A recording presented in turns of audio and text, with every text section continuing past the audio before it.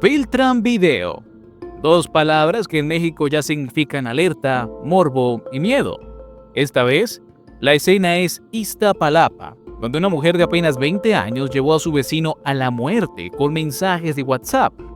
Pero ese no es el único hecho que sacudió al país. El mismo día en que la Ciudad de México debatía sobre este crimen, Sinaloa vivía bloqueos carreteros provocados por el narco. Y como si no fuera suficiente, Guanajuato enfrenta una modalidad tan inesperada como peligrosa: el robo y adulteración de leche, mejor conocido como lechicoleo. ¿Qué está pasando en México? ¿Por qué el crimen organizado diversifica su violencia desde ejecuciones y emboscadas hasta el control de carreteras y la manipulación de productos básicos?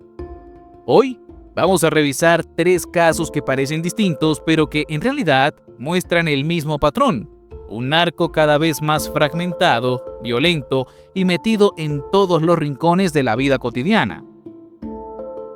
En la madrugada del 7 de agosto, en la colonia Lomas de San Lorenzo, Iztapalapa, ocurrió un episodio que sintetiza la crueldad y la frialdad con la que operan el crimen en la capital mexicana. Irving Giovanni León, de 34 años, recibió mensajes insistentes de su vecina, Frida Sofía Lobato, una joven de apenas 20 años.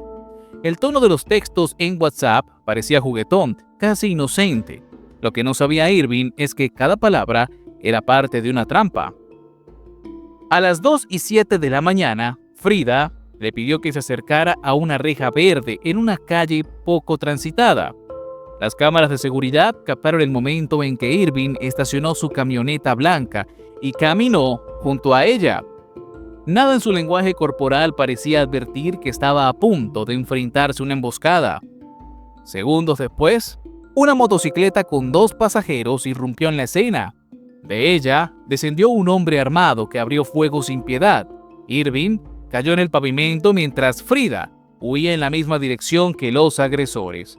La frialdad de esa huida reforzó las sospechas de complicidad. El video como tal fue difundido el 25 de agosto por el periodista Carlos Jiménez, generando una oleada de indignación y morbo en redes sociales. La precisión del ataque y la aparente coordinación con una célula ligada a la Unión Tepito revela que no se trató de un simple conflicto personal. Aunque vecinos hablaron de disputas previas por la venta de plátanos, las autoridades capitalinas lo descartaron. El verdadero trasfondo parece vinculado al narcomenudeo y a un ajuste de cuentas. Días después, Frida fue detenida con dosis de presunta marihuana, cocaína y cartuchos útiles. Ahora enfrenta cargos por homicidio doloso con agravantes y su rol como señuelo bajo órdenes del narco se investiga como pieza clave para entender cómo la violencia se infiltra incluso entre vecinos y conocidos. Mientras la Ciudad de México se sacudía con el caso de Iztapalapa, en el noreste del país, Sinaloa volvió a ser escenario de su propio fantasma: los narcobloqueos.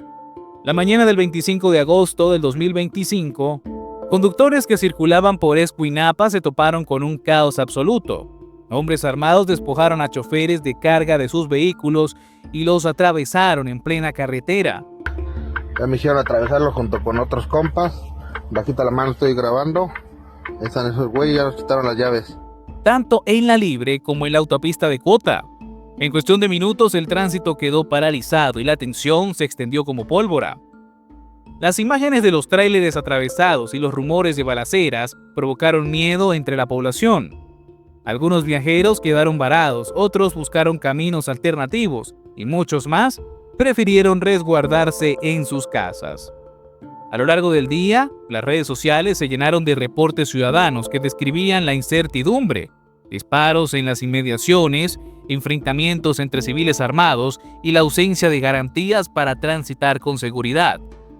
La Secretaría de Seguridad Pública de Sinaloa confirmó lo que ya todos sabían: los bloqueos eran obra de la delincuencia organizada. Vaya sorpresa. La respuesta oficial llegó horas más tarde, cuando el grupo interinstitucional desplegó un operativo para liberar los puntos tomados. Hacia las 5 de la tarde, las autoridades anunciaron que las vías estaban nuevamente bajo control. Sin embargo, la calma fue relativa. En municipios como Mazatlán, líderes locales señalaron públicamente que la situación reflejaba un estado sin seguridad en las carreteras. Estos hechos se suman a una larga lista de narcobloqueos en Sinaloa, que se han convertido en una estrategia recurrente para demostrar fuerza y capacidad de intimidación. No es casualidad, en la entidad han sido detenidas más de 1.400 personas ligadas al crimen organizado en los últimos años. Pero la presión de las autoridades no ha debilitado la estructura de fondo. Al contrario, cada operativo exitoso suele tener como respuesta inmediata un acto de terror público, como el que Escuinapa vivió ese lunes de agosto. Si en Iztapalapa el crimen se viste de traición y en Sinaloa de bloqueos armados, en Guanajuato adopta una forma mucho más silenciosa, pero igual de peligrosa y no por menos extraña: el lechicoleo. Bajo ese nombre se esconde una práctica que combina robo, adulteración y corrupción.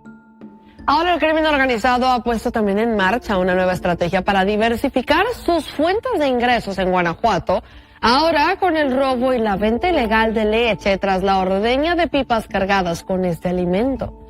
En los últimos 8 meses, las autoridades han incautado más de 160,000 litros de leche manipulada por bandas criminales, una modalidad que, aunque parece insólita, se ha convertido en un negocio ilícito creciente. El mecanismo es tan sencillo como perverso. Camioneros coludidos con células criminales desvían pipas que transportan leche destinada a las plantas procesadoras. En sitios clandestinos, parte del producto es extraído y sustituido con agua y sal para mantener el peso original. A simple vista, los tanques llegan completos a su destino, pero en realidad contienen un producto adulterado, sin controles de calidad ni garantías sanitarias. Este fraude no solo genera pérdidas millonarias para la industria agroalimentaria, sino que también representa un riesgo directo a la salud pública. El consumo de la leche adulterada puede derivar en enfermedades gastrointestinales y afectar a miles de familias que adquieren el producto sin saber que ha sido manipulado por narcos. Organismos como la Cámara Nacional de Industrias de la Leche ha advertido que muchos de los responsables son ex empleados del sector, conocedores de la cadena de distribución y capaces de vulnerarla desde adentro.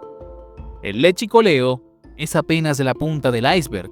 Expertos señalan que forma parte de una estrategia más amplia del crimen organizado para diversificar sus operaciones. Si antes el negocio central era la droga, hoy también lo son el robo de ganado, de acero, de hidrocarburos y hasta de productos básicos como la leche.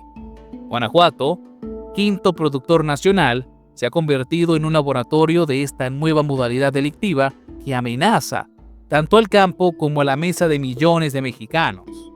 Los 3 episodios que hemos revisado, la emboscada en Iztapalapa, los bloqueos en Sinaloa y el lechicoleo en Guanajuato, pueden parecer distintos, pero forman parte de una misma radiografía: la expansión del crimen organizado en México hacia todos los ámbitos de la vida cotidiana, desde la traición de una vecina hasta el control de carreteras y la adulteración de alimentos básicos. El mensaje es claro: la delincuencia no solo domina territorios, también transforma la manera en que los ciudadanos viven y perciben su entorno. El caso de Irving Giovanni en Iztapalapa revela la brutalidad con la que se ejecutan venganzas o ajustes de cuentas en zonas urbanas densamente pobladas. El de Escuinapa muestra la facilidad con la que los grupos criminales pueden paralizar un estado entero, imponiendo su ley sobre las carreteras nacionales. El de Guanajuato, bueno, eso pone en evidencia que los negocios ilícitos ya no se limitan a drogas o armas, sino que tocan directamente la alimentación y la salud pública. El denominador común es la diversificación del crimen y su capacidad de adaptarse a cualquier oportunidad de control. Mientras el Estado apenas reacciona, los grupos delincuenciales van un paso adelante, crean nuevas economías paralelas, imponen su propia autoridad en espacios públicos y convierten la violencia en un instrumento de negociación.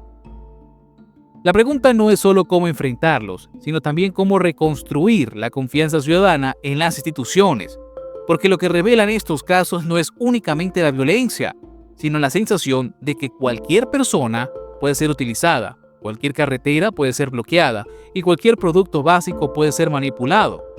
En este escenario, el reto es monumental: fortalecer la justicia, cerrar espacios a la corrupción y, sobre todo, devolver a la sociedad la certeza de que el crimen no es una condena inevitable, sino un desafío que todavía puede enfrentarse. Si te gustan nuestras investigaciones, te invito a ver más de ellas en nuestro canal. Subimos contenido diariamente. Recuerda que somos Nación y Frontera y estamos aquí para traerte la verdad.